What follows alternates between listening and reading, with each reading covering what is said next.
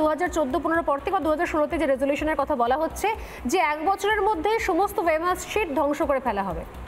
তার আগে SSC result কোথায় প্রিজার্ভ করে রাখা হতো?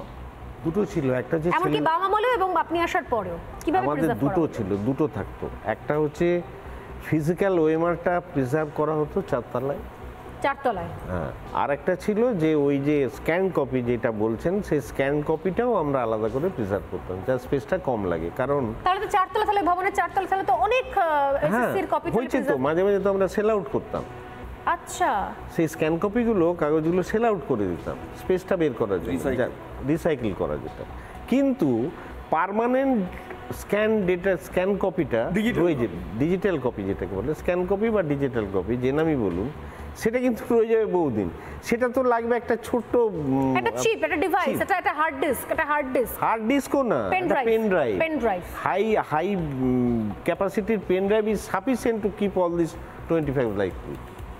এমন কিছু উদ্দেশ্য রাখতে, আমি আবার বারবার বলছি, পরবর্তীকালে যে সরকার আসুন বা এই সরকারি নতুন পরীক্ষা করুন, প্রথম data preservation is a must, এবং যারা পরীক্ষা দেবেন তাদের এই ডিমান্ডটা করতে হবে। আপনার কি মনে হয় আপনার পর যিনি এসএসসি চেয়ারম্যানের দায়িত্ব সামলেছেন তার উপরও একই রকমভাবে প্রেশার ছিল, এবং সেই প্রেশারে তিনি আপনার তৈরি করে দেওয়া প্যাটার্নগুলোকে চেঞ্জ করতে, বদলাতে বাধ্য হয়েছিলেন?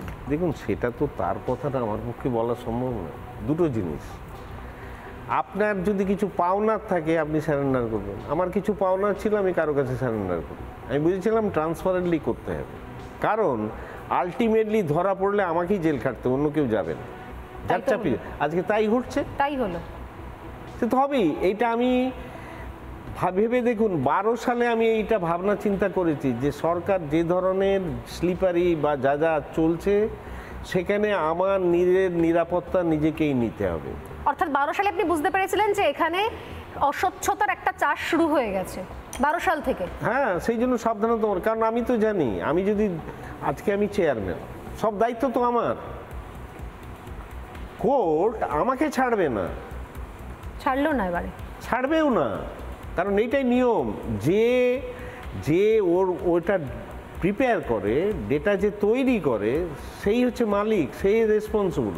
তাহলে প্রথম আমাকে জেলে যেতে হবে।